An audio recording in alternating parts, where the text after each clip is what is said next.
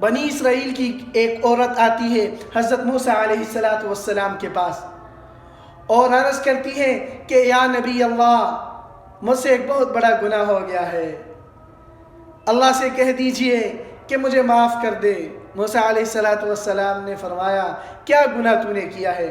تو عورت آگے سے کہنے لگی کہ مجھ سے زنا ہوا ہے، اور پھر اس زنا سے جو بچہ پیدا ہوا ہے میں نے اسے قتل کر دیا۔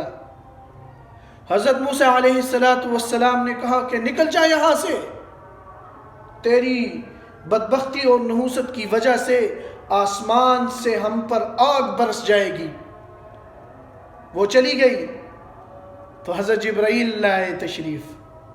حضرت جبرائیل علیہ السلام نے حضرت موسیٰ علیہ السلام سے کہا کہ اے موسیٰ، اللہ فرماتے ہیں کہ تم نے توبہ کرنے والی کو کیوں واپس کر دیا، حالانکہ وہ توبہ کرنے والی تھی، اور ساتھ فرمایا کہ اس کا گناہ تو کوئی اتنا بڑا گناہ نہیں تھا کہ جو فلانے شخص کا ہے۔